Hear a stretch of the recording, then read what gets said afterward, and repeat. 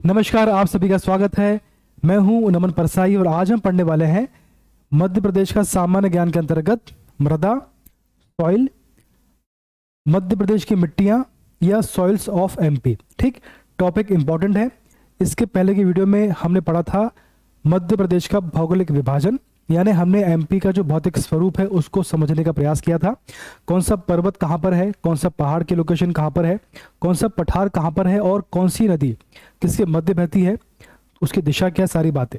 ठीक, आज हम पढ़ने वाले हैं मध्य प्रदेश की मिट्टियाँ, कौन सी मिट्टी कहाँ पर है, एमपी में कितने प्रकार की मिट्टी है, उनकी क्या विशेषता, सारी बातें। ठीक, चलिए ये देखिए, हमने एमपी के मैप में मिट्टी को समझाने का प्रयास किया है। ये एमपी का मैप है, इस पर देखिए, ये आपका पश्चिम है, ये पूर्व है, ये उत्तर, ये दक्षिण है। ठीक, तो एमपी में सर्वाधिक भाग में काली मृदा होती है। बेसिकली एमपी में 5 प्रकार की मृदा होती है। काली मृदा होती है, जलोढ़ होती है, मिश्रित लेटेराइट और काली और पीली मृदा। देखिए, काली और पीली मृदा 5 प्रकार की होती है। एमपी के पश्चिमी पार्ट में काली मृदा होती है जो 3 पार्ट में डिवाइड है, साधारण काली, गहरी काली और छिछली काली, 3 पार्ट है इसके। और सबसे ऊपर है जलोढ़ मृदा, सबसे ऊपर है जलोढ़ मिट्टी, ग्वालियर, भिंड, मुरैना वाले पार्ट में। ठीक, यहाँ पर मृदा अपरदन की समस्या है, सॉइल एरोजन की समस्या यहाँ पर होती है। क्वेश्चन कई बार एग्जाम में पूछा गया है कि किस मिट्टी में समस्या है, एमपी के किस पार्ट में समस्या है, ये सारी बातें। ठीक, अब इसके दक्षिणी पार्ट में, दक्षिणी और पूर्वी क्षेत्र में होती है लेटेराइट मृदा, चट्टानों के टूटने से इसका निर्माण होता है। और सबसे पूर्वी पार्ट में होती है लाल पीली मिट्टी। ठीक है, 5 प्रकार की होती है। आगे बढ़ते हैं। अब मृदा होती क्या है, तो भैया मृदा पृथ्वी की सतह की सबसे ऊपरी परत होती है। जो पृथ्वी है सबसे ऊपरी परत उसको बोलते हैं मृदा, जिसमें कार्बनिक और अकार्बनिक पदार्थ पाए जाते हैं। ये आपका आंसर हो गया मेंस के लिए। इसका निर्माण चट्टानों के टूटने से निर्मित छोटे एवं महीन कणों से खनिज व जैविक पदार्थों, बैक्टीरिया आदि के मिश्रण से होता है। जो चट्टान होती है वो धीमे धीमे टूट के काफी बारीक कणों में बदल जाती है, उसी के माध्यम से मिट्टी का या मृदा का निर्माण होता है। ठीक, इस प्रकार मृदा में केवल खनिज पदार्थों का समूह ही नहीं बल्कि जैव पदार्थ भी इसमें शामिल होते हैं। ठीक, अब देखिए, यह आपकी मिट्टी का, इसके काफी लेयर्स हैं। तो हम कह रहे हैं कि पृथ्वी की सबसे ऊपरी सतह, ऊपरी लेयर, ये वाला पार्ट, इसको बोलते हैं मृदा, टॉप सॉइल। ठीक, देख पा रहे हैं आप, ये मृदा है, सबसे यहाँ पे नीचे बेड रॉक है, इसके ऊपर आपका, ठीक है, इस प्रकार से यहाँ पर ये पेड़ है आपका, यहाँ पर ह्यूमस है, इसके नीचे टॉप सॉइल है, ये आपकी मृदा वाला पार्ट है। ठीक है, चलिए अब मृदा का वर्गीकरण। भारतीय भूमि एवं मृदा सर्वेक्षण विभाग, भारतीय भूमि एवं मृदा सर्वेक्षण विभाग ने एमपी की मिट्टियों को 5 पार्ट में डिवाइड किया है। काली मृदा, ये वाला पार्ट देखिए, उसके बाद लाल पीली मृदा, ये वाला पार्ट, जलोढ़ मृदा सबसे ऊपर, लेटेराइट मृदा यहाँ पे दक्षिण पूर्वी क्षेत्र में, मिश्रित यानी कि लाल पीली काली सारी, इस प्रकार से ये वाला पार्ट जो है यहाँ पर होती है। 5 पार्ट पर डिवाइड। सबसे पहला आपका पार्ट है काली मृदा, इसको पढ़ेंगे हम लोग। अब देखिए, स्थानीय नाम इसका है रैगुर मृदा बोलते हैं इसको, तो इसे रैगुर या काली कपास मृदा यानी ब्लैक कॉटन सॉइल कहते हैं। करेल तथा इसको चेरनोजम मृदा भी कहते हैं। क्वेश्चन पूछा गया एग्जाम में कि चेरनोजम किसे कहा जाता है, रैगुर किसे बोलते हैं, सारे क्वेश्चन आ चुके हैं। इसका विस्तार कहाँ पर है, इसका विस्तार 43.44 यानी 44%।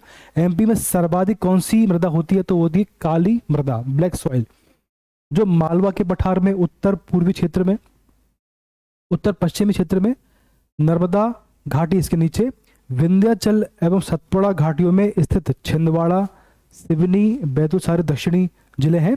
छिंदवाड़ा, सिवनी, बैतूल आदि जिलों में इनका विस्तार है।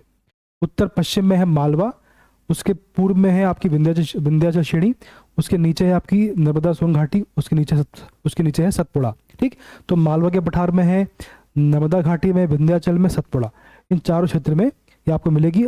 जिलों की बात करोगे तो दक्षिण में छिंदवाड़ा, सिवनी, बैतूल, ये बात क्लियर है। चलिए इसका निर्माण कैसे होता है, तो दक्कन ट्रैप शैलों के विखंडन से इसका निर्माण हुआ है। ठीक, और इसका निर्माण कैसे हुआ है, तो ज्वालामुखी का जो लावा होता है उसके माध्यम से इसका निर्माण हुआ है। तो बेसिकली डक्कन ट्रैप शैलों के विखंडन से इसका निर्माण हुआ है। ठीक है, मुख्य तत्व कौन से इसमें होते हैं? तो नाइट्रोजन, फास्फोरस और जैव पदार्थों की इसमें कमी होती है। ठीक, नाइट्रोजन, फास्फोरस एवं जैव पदार्थों की मात्रा कम पाई जाती है। और उसमें होता क्या है? चूना, मैग्नीशियम, पोटाश, एल्यूमिनियम एवं लोहा प्रचुर मात्रा में होता है। लोहे के कारण ही इसका रंग जो काला होता है, इसके कारण ही होता है। ठीक है, लोहे की अधिकता के कारण इसका रंग काला होता है। ये बात क्लियर है। ये क्वेश्चन एग्जाम में कई बार पूछा गया है, तो आपको ध्यान से। इसकी प्रकृति कैसी होती है?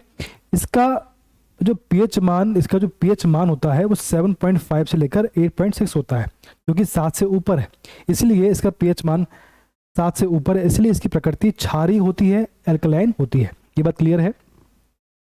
इसकी मुख्य फसल, इसमें कौन सी फसल होती है? गेहूं, कपास तो उसमें मुख्य होती है। गेहूं, कपास, ज्वार भी होती है, चना भी होती है और सरसों भी इसमें होता है।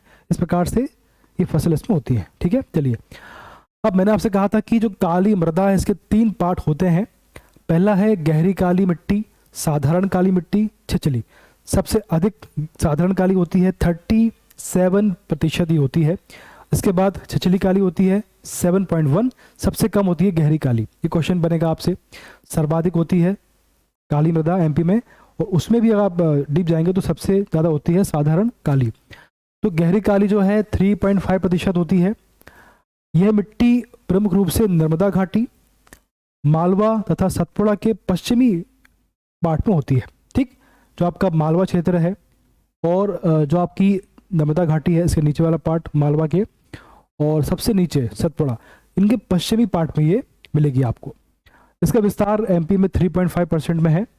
ये मिट्टी कुछ स्थानों पर उदासीन मिलेगी आपको, यानी इसका पीएच मान 7 भी होता है कुछ स्थानों में, और कुछ स्थानों में क्षारीय यानी 7 से ऊपर आपको इसका मिलेगा पीएच मान।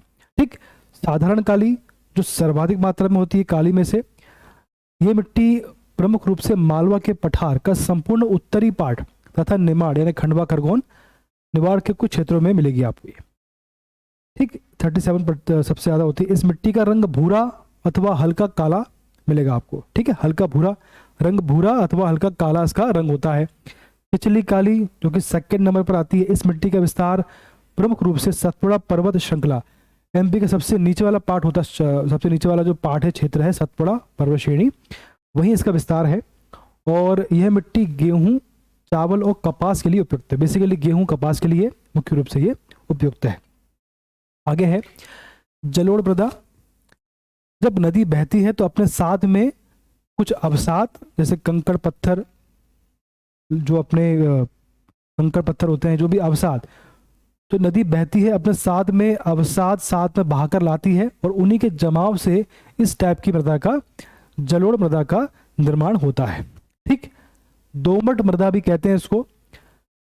इस मृदा का निर्माण चंबल एवं उसकी सहायक नदियों द्वारा बहाकर लाए गए कछारों या अवसादों से होता है, इसीलिए इसे कछारी मृदा भी कहते हैं। जब नदी बहती है अपने साथ में अवसाद लेकर आती है और उनके जमाव से इसका निर्माण होता है, इसलिए इसे कछारी मृदा भी कहते हैं। इसमें मुख्य तत्व इसमें क्या क्या नहीं होता है? नाइट्रोजन एवं ह्यूमस की मात्रा कम होती है, जबकि चूना, फास्फोरिक एसिड और जैव पदार्थों एवं पोटाश की प्रचुरता इसमें पाई जाती है। ये बात क्लियर है। तो क्या होता है, क्या नहीं होता?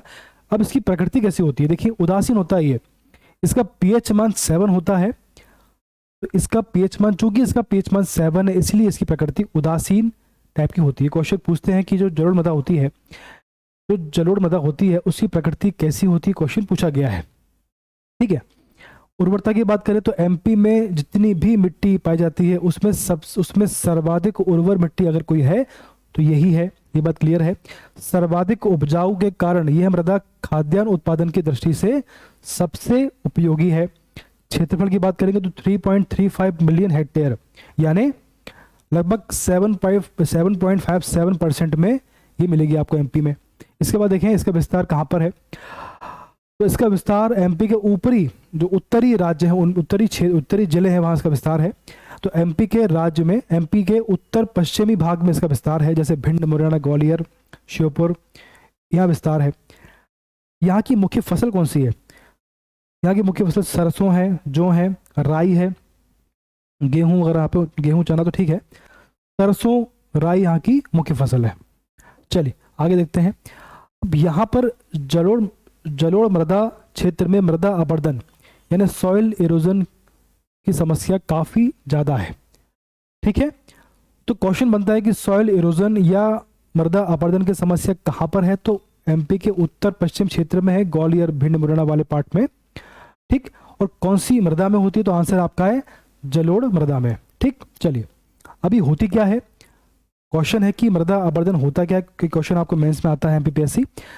तो बहते हुए जल, हवा तथा जीव जंतुओं व मानक क्रियाओं द्वारा भूपटल की ऊपरी उपजाऊ मिट्टी की परत के कट जाने और उड़कर अन्यत्र रूपांतरित हो जाने को मिट्टी का कटाव या मृदा अपरदन कहते हैं।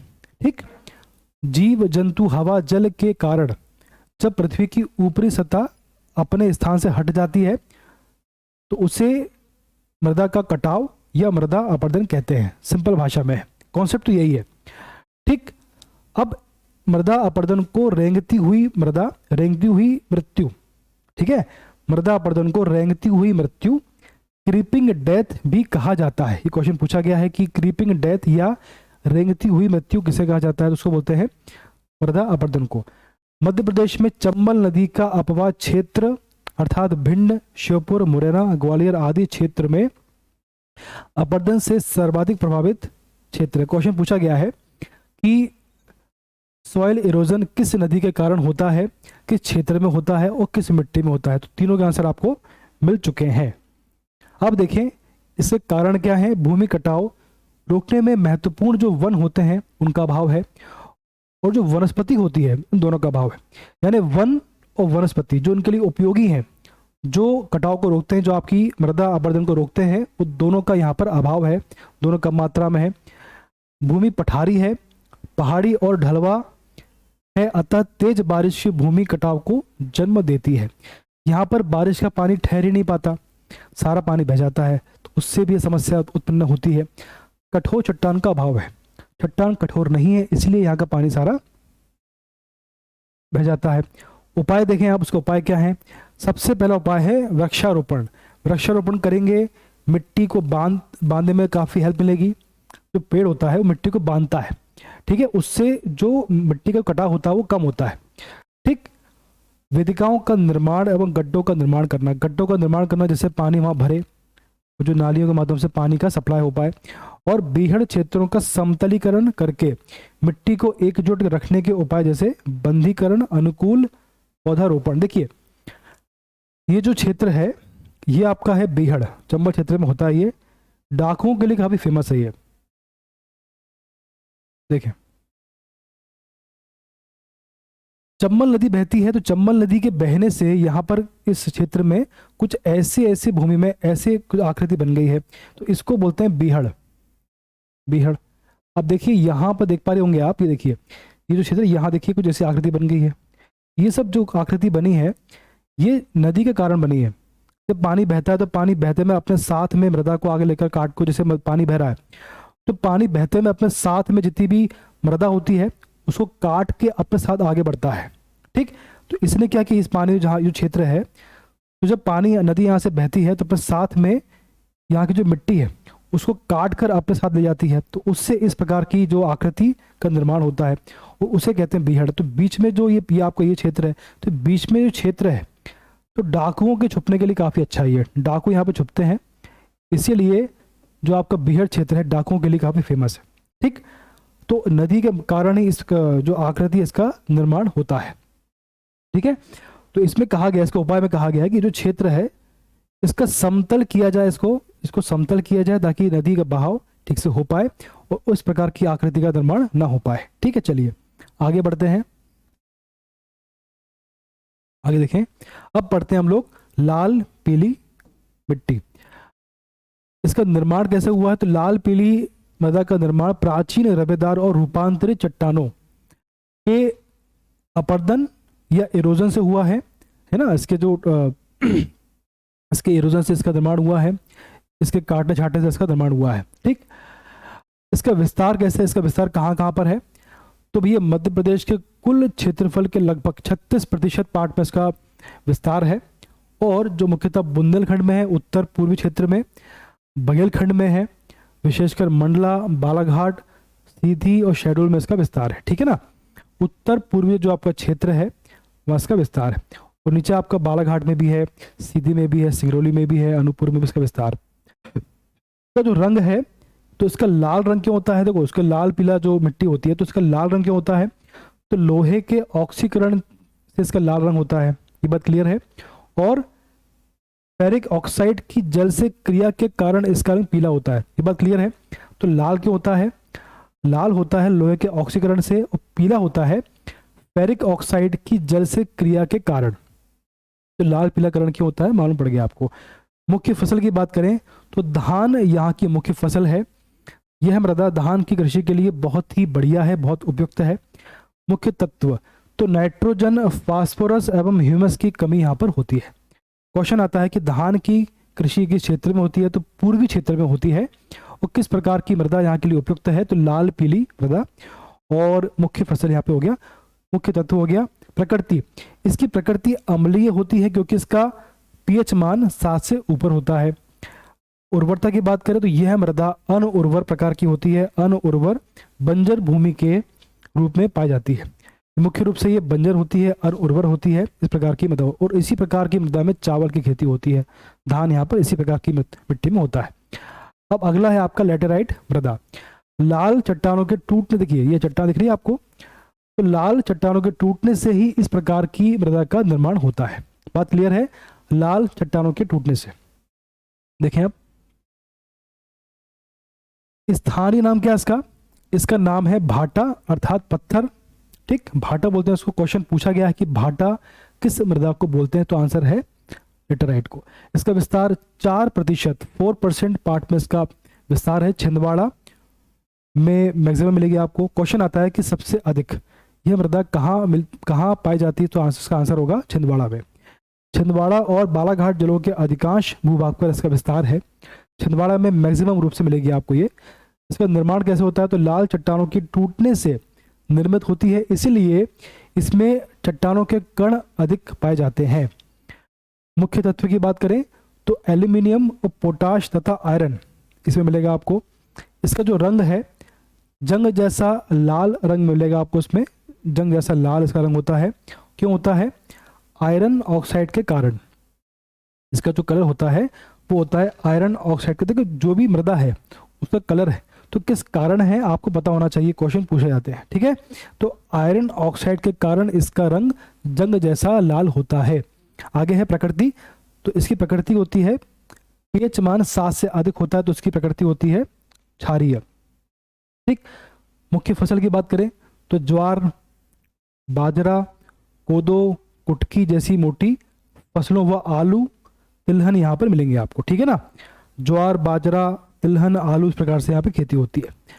इसका जो मुख्य क्षेत्र है, इसका जो मुख्य क्षेत्र है वो आपको मिलेगा राज्य के दक्षिण पूर्वी जिले छिंदवाड़ा और बालाघाट में मिलेगी आपको ये।